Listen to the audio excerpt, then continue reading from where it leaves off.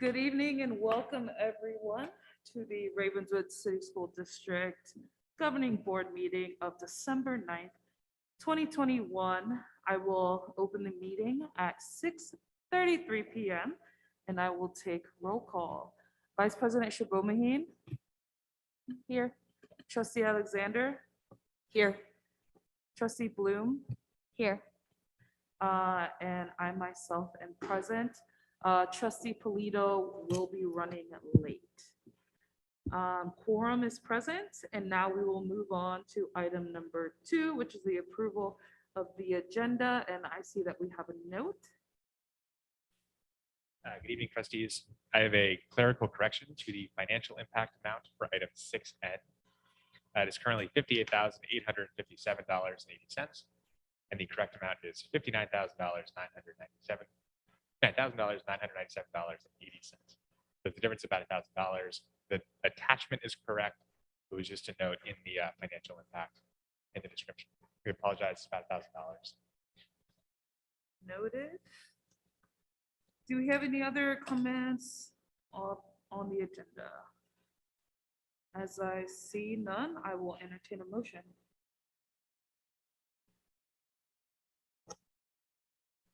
I'll make a motion to approve the agenda. I'll second it. All in favor, say aye. Aye. All opposed, say nay. And the motion carries 4-0. Next up, we will go to item number 3, which is closed session. Before we go into closed session, we will open the floor to anyone who wishes to address the board on any matters that will be discussed in closed session. As I see none, we will go into closed session at 6:35 p.m. and we will return back later. Thank you.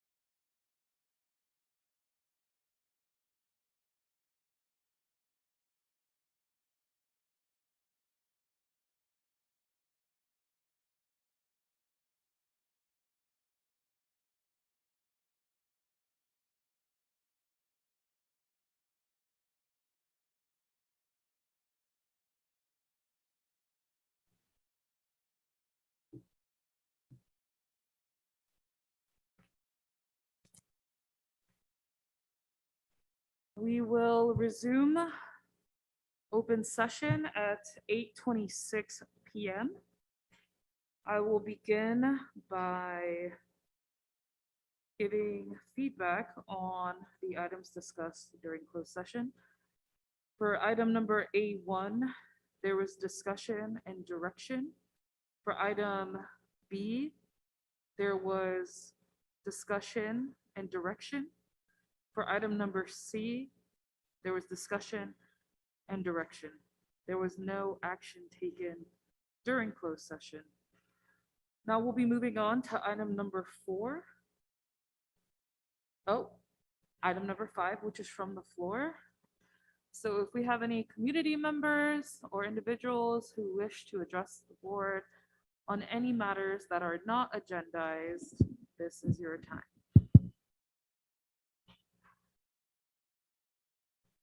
I see none. We will move on to item number 6, which is the consent agenda. Do we have any other comments or feedback regarding item number 6? As I see none, I will entertain a motion for item number 6. I will make a motion to pass item number 6, the consent agenda. I guess that leaves it to me to second it. All in favor, say aye. Aye. All opposed, say nay. And the motion carries 3-0. I just also want to note for the notes that trustee Shubomahin left early. So currently, we still have quorum with trustee Bloom and trustee Alexander and myself. Moving on to item number 7, which is special recognition, staff core value recognition, empowerment. Thank you. As part of our strategic priority number 6, we want to make sure that we recognize team members who demonstrate our district core values. And this month, we are recognizing the core value of empowerment, where we work in partnership with children, families, and our community to encourage self-advocacy and engage in decision-making. And we have staff members who nominate individuals. And this, does someone have the clicker? Sorry, you can go ahead and forward it.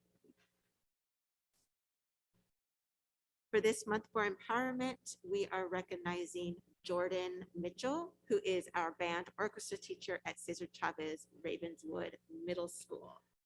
And I can quickly read the nomination from Evelyn Hernandez, who is the dance teacher at Cesar Chavez Ravenswood Middle School. And she states, every day, Mitchell goes out of his way to make students feel welcomed and motivated to be their best selves. Not only does he guide his students, but also those who are not in his classes gravitate towards his leadership. The other day, one of his students had made a homophobic comment in front of a trans student. He did not hesitate to take initiative and inform the student on what he had done wrong and how he could fix it.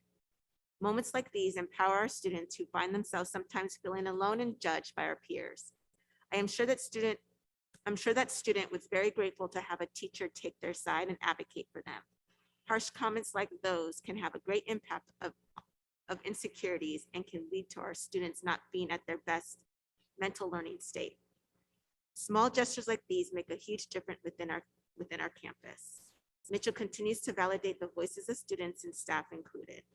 Countless times I have received encouraging compliments from his, especially on those rough days. He always reminds us about the true bigger picture.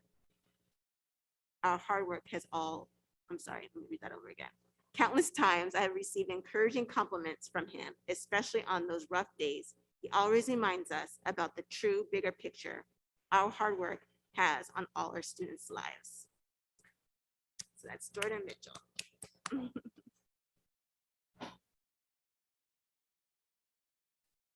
And again, we have a committee who looks at the nominations. Thank you. Thank you, Jordan. Wonderful. If we don't have any additional comment, we'll move on to our next item, which is item number 8 from our business department. We will go to 8A, which is the consideration to approve the 2021-2022 first interim financial report. Good evening, trustees. I want to talk through our first interim report. First interim is a chance for us to give an update on our expenditures year to date, and also give some early thoughts about the budget for the 2022-2023 school year, as well as a little bit beyond that. Overall, our initial budget resembles very much so our current sort of estimate for the rest of the year, which is a good sign. Our expenditures are largely where we expected them to be. We're sort of on track with the year so far. With the one exception, of course, being the significant increase in salaries approved by the board a few meetings ago with the RTA contract. You'll see that sort of unusually on both sides of the ledger. We have added expenditure, but added revenue as the foundation's covering the cost for the first few years here. Sort of net result of this is sort of as planned. We are hoping to run and expecting to run a surplus this year as we ran last year. As the board may remember, we approved to sort of set aside some of these surpluses into Fund 17. So the current Fund 1, we've built back our reserves to hold a 17% reserve target, which is sort of what we're looking for. Then we've taken the additional funds and placed them into Fund 17. And those are our funds to help us kind of land the plane a little bit as we sort of approach that fiscal cliff down the road. So once these stimulus funds run out, once some of these other things that have sort of broken our way start to fade out, we have been building up strong reserves so we can land the plane. So as we sort of stand today, I think this is the very, very much so the budget that I presented to the board earlier this year. We're also starting the process of the sort of next school year budget, FY 22-23. Our goal with this, and Trustee Alexander made a good point about this earlier, if you get the best people when you hire early, that's our goal here. Historically, we have not done very well there. So our goal is to kind of have a draft budget sort of done earlier in the year so we can't start hiring earlier. The other sort of big piece of news is we do expect to become a basic aid district again next year. The trustees and the community may remember last year we actually were a basic aid district. We transitioned back to LCFF this year. We're transitioning back to basic aid next year. We do expect to be in basic aid for quite a bit longer than this sort of last flip. The reason for that, as we'll discuss a little more in detail, is given declining enrollment and the rising property taxes, that kind of changes the threshold at which you hit basic aid. This does mean that we'll be funded at a somewhat more level balance until our enrollment reaches a certain threshold, but it does present some risks. We will not be funded for any additional students that come in. So the TK expansion, for example, if we were an LCFF district, we'd get more money. As a basic aid district, we won't. If, as I believe will happen, our schools become the sort of destination of choice for all residents of East Palo Alto and Menlo Park, those incoming students will have to find ways to cover the costs associated with them without any additional state or local money. So that's kind of the high level summary. I do want to walk through this. There we go. That worked. Okay. 3 quick sections here. One is the sort of current budget. One is just looking forward, and then 2 just a third sort of concluding quickly with just some of our next steps. So this slide identifies and across a couple of major categories, just major expenditure categories, our initial budget, and now that we're a third to halfway through the school year, kind of where we're at. What you'll see is that overall we're doing okay. We're about in major categories where we thought we'd be, which is what you want to see. Again, as mentioned, you'll see a couple big jumps in places. That has to do, of course, with certificated salaries. That's sort of the major change. We're not showing revenue here because that does look fairly similar to what we initially expected as well, with the exception of the major increase in ref funding. Any questions at this point just about the sort of initial and first? I do have a question. In one of your previous slides, I think it was maybe 2 before this, it was talking about basic aid and how we've been flip-flopping. I think during the last city council meeting earlier this week, they were talking about OPA, and someone had talked about how that ordinance, if passed, would affect our ability to get property taxes, like with the increase. I don't know if you have any kind of knowledge on what that conversation, or if you don't, that's fine. I think that's something that I was wondering about. How would that affect our property taxes? I don't know the answer to that offhand right now. I think that's something I'd want to look into quite a bit more before answering. I know that's been a hot button issue, and I would want to wade into that without sort of having the fullest information there. I do have a couple slides on basic aid. Perhaps one of these might answer that question. So maybe I'll touch on these now. Okay. So at sort of the highest level, and I'm sure some of the trustees already know this, but just to clarify, we receive the greater of either the per pupil amount from the state, which is LCFF, or a share of our local property taxes, basic aid. So as local property taxes go up, historically they have always gone up, we would get sort of an increasing amount of money. So to sort of directly answer your question there, if you believed that the OPA would raise local property taxes, we would get more money. If you believe that the OPA would lower property taxes or lower home values and therefore directly impact home values, excuse me, if you believe OPA would lower the value of homes, therefore leading to less property tax, that would result in less revenue for the district. I don't know if that answers your question there, trustee, but I imagine the answer would sort of be depending on what you believe OPA would do to the home values, that would impact the property taxes, which would impact us. Now, one thing that I think sometimes is asked is, well, why has this happened? And this has kind of happened for two reasons. One, our property tax base has been growing quickly over the last 10 years or so at least. It has sort of grown among the fastest cities in the state. At the same time, our enrollment has declined. Enrollment doesn't necessarily, this isn't necessarily students going to charter schools. That actually still is counted in sort of our enrollment. This is really referring to students in the community.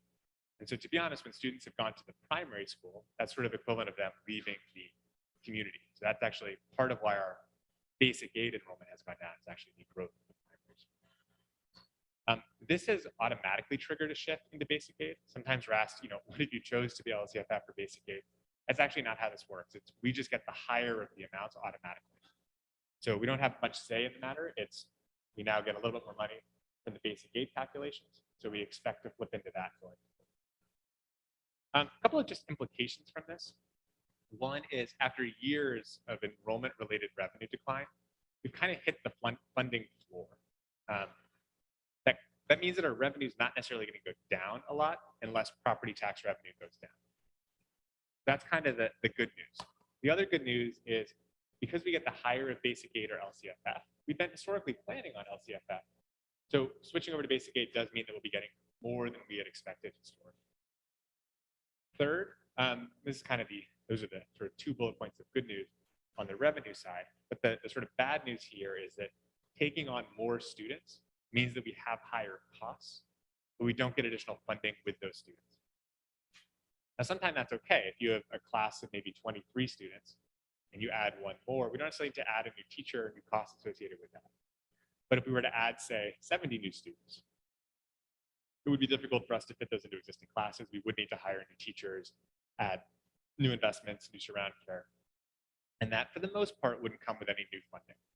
That's not entirely the case. There's obviously federal funding or other funding sources that are per pupil derived. But our base funding is now sort of a flat amount instead of a per pupil amount, which has advantages and disadvantages. I know this is obviously sort of the start of a complicated conversation, but are there any questions on basic aid I can hit on now, or I can also say questions with you? Great. I think we've shared this specific graph before, but I just wanted to reiterate because it is sort of the basis of our long-term planning. And that is we are hoping to run surpluses. The green arrows are revenue. Those gray bars are our expenditures. And those arrows are basically us saying, hey, we ran a surplus last year. We want to run a surplus this year. We want to spend down those stimulus funds as fast as we can, build up our reserves, both in Fund 1, hitting that 17% reserve target, and in Fund 17. And then over time, we really want to ramp down our expenditure, but do it in a gradual way that's sort of faster than revenue. And in order to do that, we want to actually run deficits. So we're planning on running deficits in the future out of Fund 17 because of the money we've saved now. This is not the same as a structural deficit where we have sort of big looming costs. This is meant to be a little bit strategic. Doesn't, of course, mean that we're in perfect fiscal health, but it does mean that for the next few years, we do have a plan to have built up reserves and have spent those reserves down. There's a lot of text on this slide, and while I actually feel reasonably confident about our ability to make it through the next few years to meet our expectations, to meet our commitments, there are some longer term concerns on the horizon. So one, we still have pretty large compensation disparities across our CSEA team members, our principals, and our management that we haven't necessarily resolved yet. Two, we have a central office that hasn't necessarily always perfectly aligned to the size of the enrollment changes we've seen. So I don't know exactly our ability is going to be to realign those things. LCFF and basic aid, it's going to be an interesting transition. A lot of districts that I've been able to speak to have described it as a fairly rocky transition. LCFF to some extent is easy to predict year over year. You can sort of predict it based on your enrollment. But that moment of transition gets a little bit tricky. There's a lot of different funding mechanisms that change. And it does make it a little bit harder to forecast exactly how much more or potentially less we'll get from basic aid. Remember, it's the floor we're going to hit, which means there is a little bit of drop there, right? So it's not like we necessarily, we're going to be swimming in money immediately or even in the foreseeable future. We could still see a drop in revenue from what we have today. The other thing that's sort of, speaking of enrollment, is just sort of interesting is as a basic aid district, we will get added costs when students start coming back in, but we won't get revenue to cover those students. But paradoxically, in some districts, I think in the county who are basic aid already experienced this, they actually want fewer students. Not necessarily, I think, the values that we've had or espoused, but it does mean that when students come back, because we're the sort of district of choice, it is going to create sort of a weird financial crunch for us. The other thing, and this is sort of speculative, but REF is now spending 3 to 5 times more per year than they were just 2 or 3 years ago. Obviously, Silicon Valley continues to do very well. REF has obviously built an impressive infrastructure, an impressive brand, in some ways riding on the coattail of the districts. But I don't necessarily know what that's going to happen or going to look like in 5 years. It's hard for me to forecast out that sort of level of significant individual contributions, corporate contributions. And it does create a risk for us. It's fairly substantial at this point. We receive a lot of money from them. The other thing that's just happening now that I'm sure you're all hearing about in the news or feeling when you go fill up and get some gas, I know I am. There's a lot of just general inflation right now. We've seen healthcare costs for us going up 5 to 10% a year. Special education costs on a per pupil basis continue to rise. And there's large outstanding pension obligations. How much of that's going to hit us? We have some idea for the next few years, but beyond that, it's difficult to speculate. And of course, we've talked a little about this for the last couple sessions. Obviously going to be a big topic of continuation conversation is we are exploring actively leasing out 2 sites, both the flood school site in Menlo Park and 2120 here in East Palo Alto. How much, if anything, those leases bring in revenue is still an open conversation. So as we think for the next few years, we're in an okay place. But as we think beyond that, the future gets sort of difficult to predict. Right? So we're certainly in a good place, perhaps better than we were, certainly better than we were several years ago. But there's still dangerous waters ahead, or complex waters ahead, I should say. Just next steps tactically, the auditors right now are reviewing the SY 2021 budget. We're obviously working on adjusting and proving the accuracy of our budget sort of leading up to first interim. We'll continue doing that as we get to the second interim. We're hoping to share with you the final results of the audit, which we're expecting to go smoothly. No issues that we know of so far on that earlier this spring. And then we're starting to think about the SY 22-23 budget. It's hard to work on. We don't have sort of hard specific numbers, but we're doing our best to make our sort of best reasonable guesses about what things will look like with the goal of achieving Trustee Alexander's goal for me of hiring earlier, as she mentioned earlier, not to put you on the spot. But certainly, I think something we're hoping to do more of. And with that, I will conclude my presentation. Happy to take any questions if there are.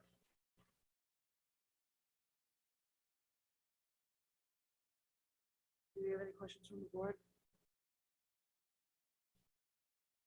Board comment? I'll make a quick comment. Thank you very much for the presentation. It was clear. Through the chair, I have one question. Just going back to the basic aid and LCFF, you said in passing that we would get whichever one is higher. So if basic aid, this is a lot of ifs. So if the basic aid dropped because property taxes or property tax revenue dropped, there is a threshold where we would move back into LCFF. That's correct.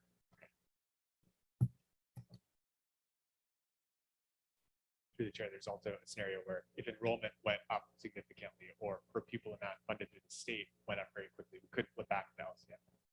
And it's not, there's several different ways for us to go back to LCFF, or basic aid is not a static path. But the basic aid would, sorry, I'm trying to form my question, but the basic aid would stay static for the year.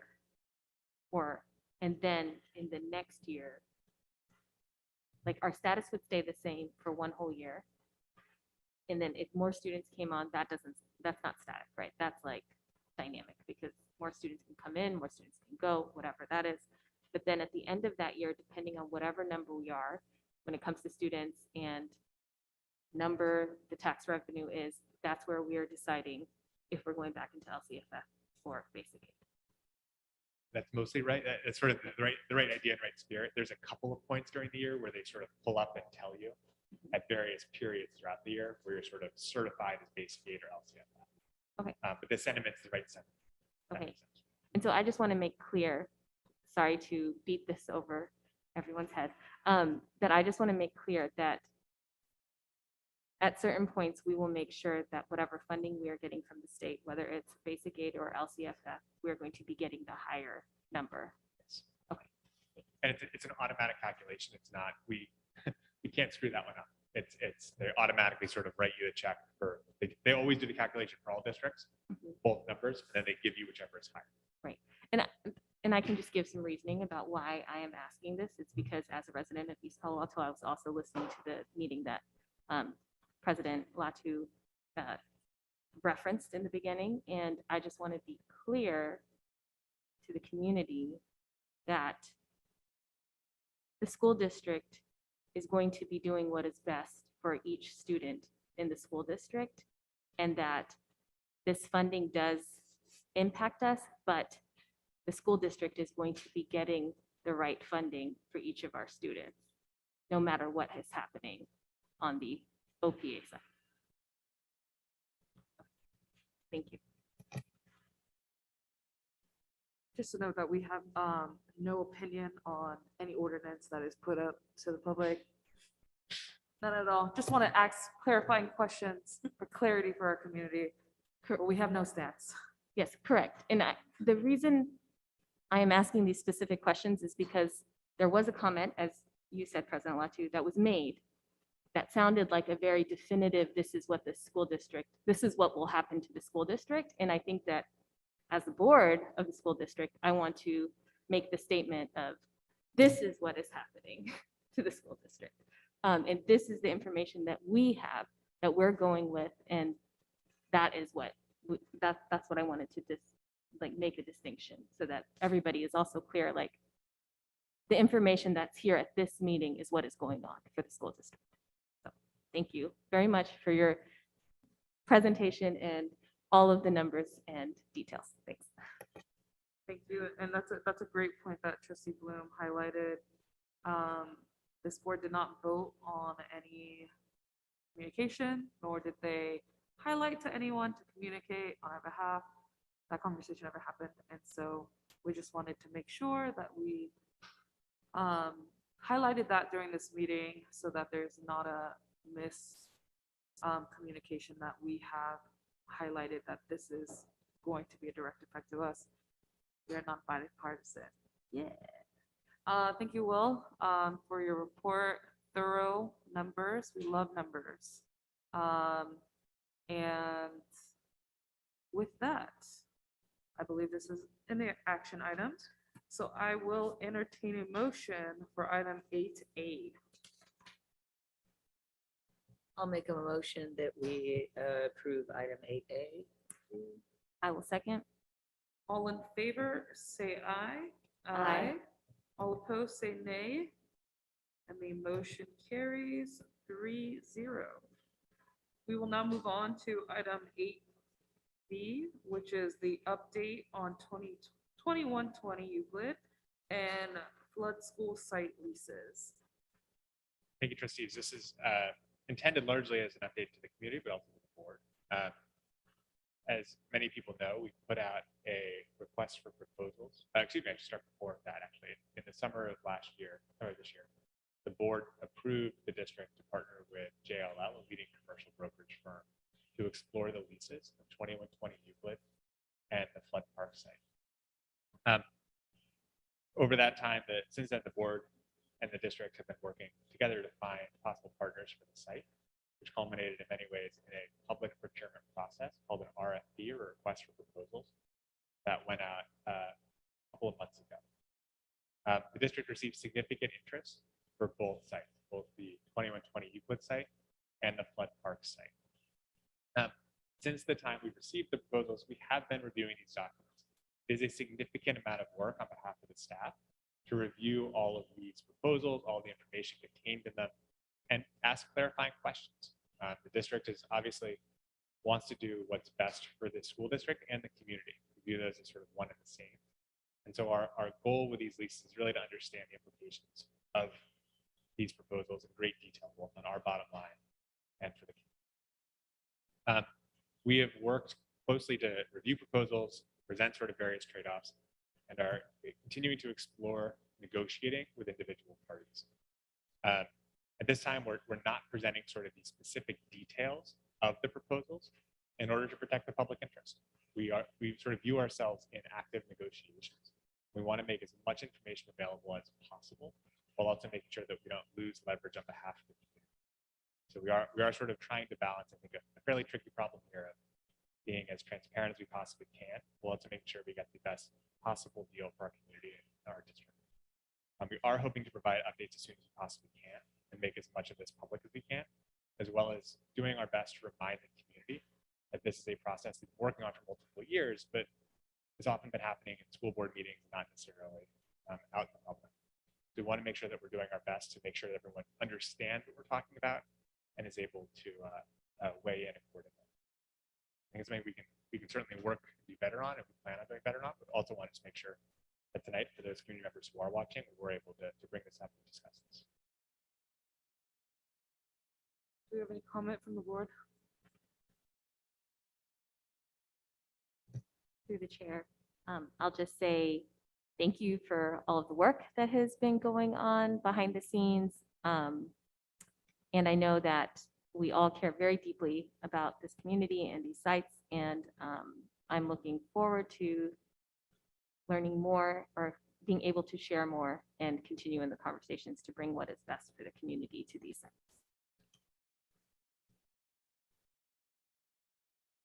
Sounds good. Now we will move on if there's no other comment. See none. Now we will move on to item number 9, which is from the superintendent's office, and we will have an update on district COVID-19 response. Thank you, President Latu. Per your request, and also in light of the most recent variant, Omicron, we would like to give you an update on our COVID response. And so we have our pandemic recovery consultant, Ann Waterman Roy, who will give us an update.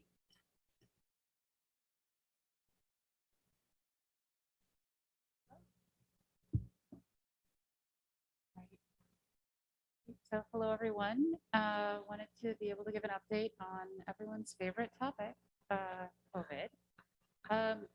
Most importantly, right now, I think something on everyone's mind is the Omicron variant. And so today I'm going to share a little bit about what do we know about the Omicron variant, and then share an update on what does this mean for us? What do we know about what we can do in response to that and to any other variant that's out there?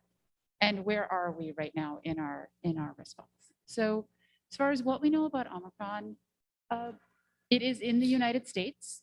It has been found in the United States, but the vast majority of cases, according to Dr. Fauci, 99.9% actually, of cases are still the Delta variant. And so while Omicron is big and scary and unknown, Delta is the known one that we still need to grapple with.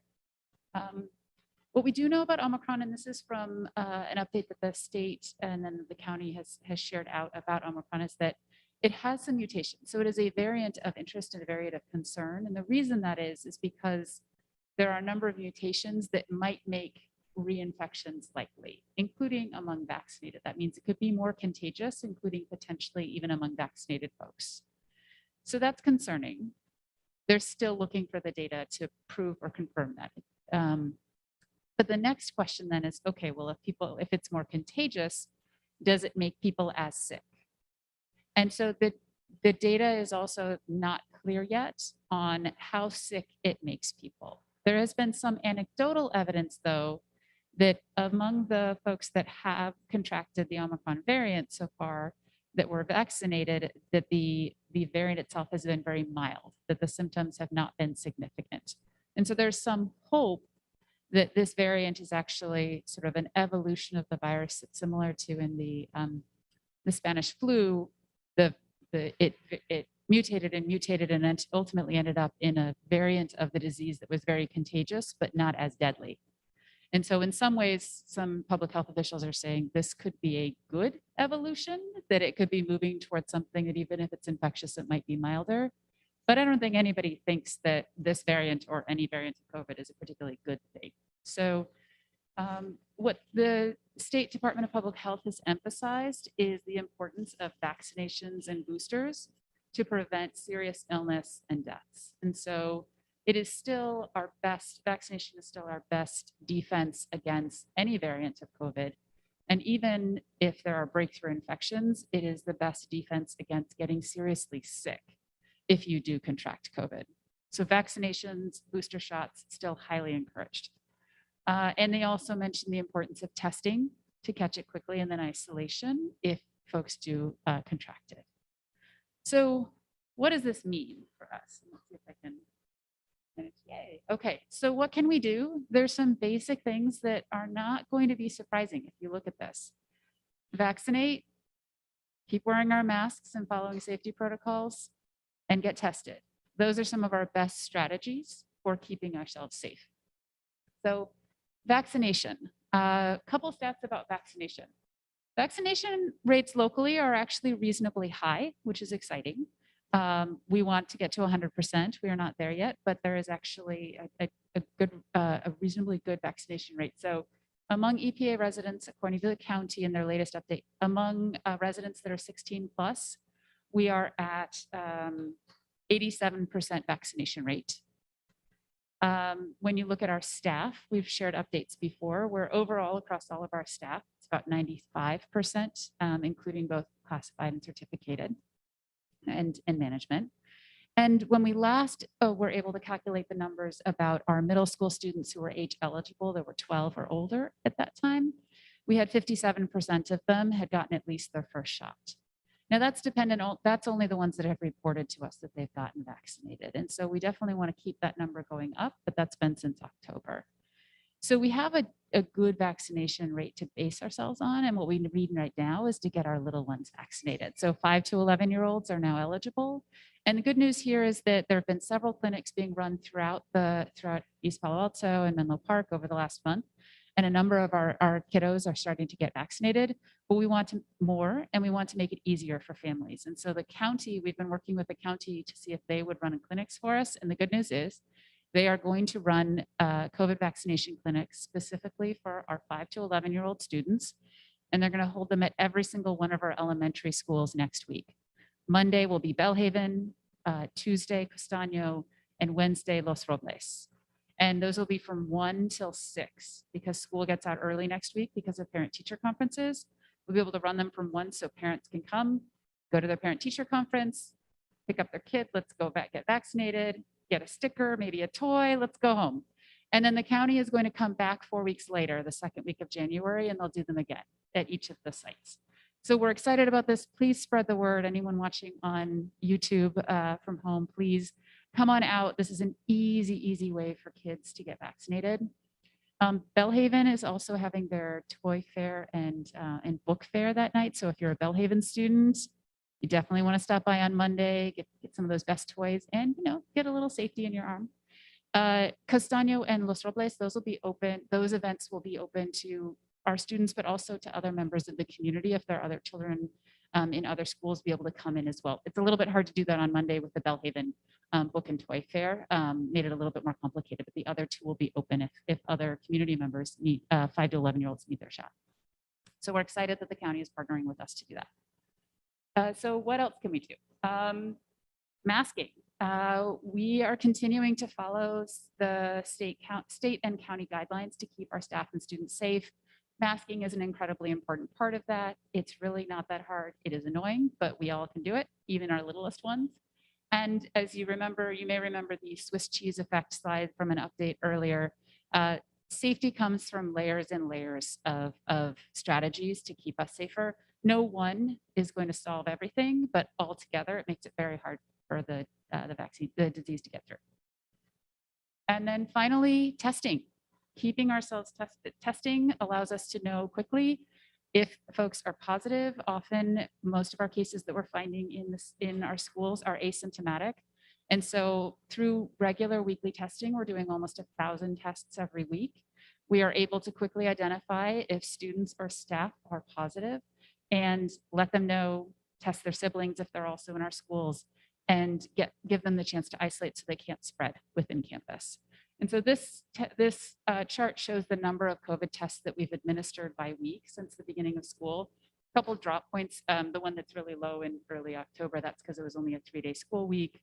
And then there was 2 weeks later, we had a little bit of a technical glitch where our system was down and it wasn't allowing us to enter the tests into our system. That's where I get our data from. But we're hovering around 1,000, and it's probably going to continue to rise as we get more and more students continue to bring in consent forms to get tested.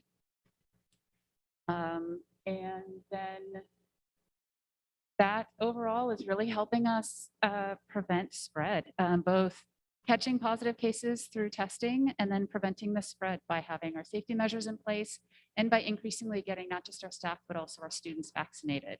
And so this chart shows the number of cases we've had in the district that have been reported where a student or staff member was on campus when positive. This is the number of cases that we've had in any given week since the start of school. You'll see that first full week of school, we had a bunch of cases. That's people bringing that in from the summer. But since then, we've hovered anywhere from 0 to 5 or so cases. And we're glad that we're catching them. Again, not glad that anyone's getting sick, but the fact that we're catching them through testing allows us to help those families know and avoid spreading it further. Usually, if we do have a positive case, often our children have siblings in the schools, and so we will test the siblings, and sometimes siblings are positive, sometimes not, but that's why if you have one, you usually have 2 or 3, because it's often with some siblings. So with that, that's the update on where we are and some of the things we're doing to respond, and be happy to take any questions or discussion on our COVID response. Do we have any comments from the board? Wonderful work. Thank you for the update. Greatly appreciated. We just want to make sure that any variant that comes forward, we let the community know and our families know that we have a plan, and that we're actively finding ways to make sure that we ensure the safety of not only our families, but also our staff. And so thank you for the update. It was great. Thank you. So now we will move on to item number 10, and we'll jump down to 10A, which is the consideration to approve resolution number 2021-2022-3, board member excuse absences. I will make a motion to approve item 10A for Vice President Shibomahim, as well as Trustee Polito. I'll make a motion to approve item 10A. Oh, Will you second that? I made the motion. Oh, sorry, I second the motion, sorry. All in favor, say aye. Aye. All opposed, say nay. Motion carries 3-0. We will move on to item number 10B, which is any board reports or communications. Through the chair, excuse me, through the chair. Say that, Zachary. The only communication I wish to give right now is to the community, for everybody to have a safe and happy holiday time.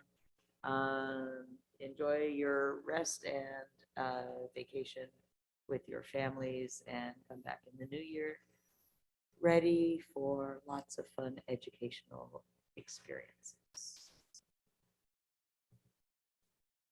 Through the chair, I'll just also say I was able to attend one of the Christmas concert at Los Robles for the first graders. It was amazing to just be there and see our kids on stage and their classrooms, and I think that that was just so fun.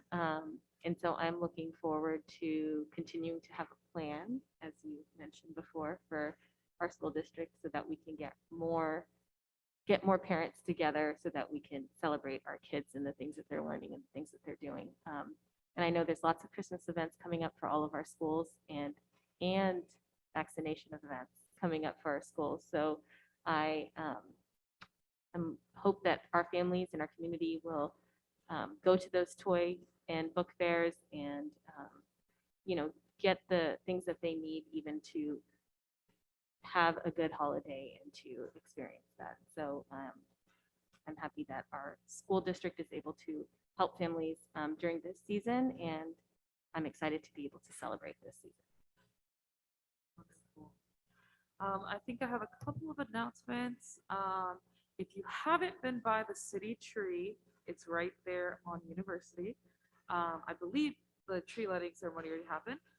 So if you haven't seen it, go and show it some love. And then it's right in front of the senior center. We also have a toy drive, so if any of the community wants to donate toys, stop on by with a trunk full. We would love to have you. And also, if any community members during the holiday, we don't want a single family or anyone to go hungry. And so there are a number of food distribution sites. For more information, I'll make sure that we send some type of communication either through our social media or stuff, just to highlight some of the food distribution sites that we have here in East Palo Alto. And it's not solely for East Palo Alto. We want to extend that also to our family over there at Bellhaven as well, to visit, just to make sure that no child or family goes hungry this season. Aside from that, I hope everyone stays warm and stays safe, including our staff especially, get some rest. And with that, we will move on to item 10C, the annual reorganization meeting. And that is a special board meeting that will be held tomorrow, December 10th, at 6 p.m. This is an in-person and I believe a virtual meeting as well. Nope. In person and will be streamed. So we will be having a new board. And then yes.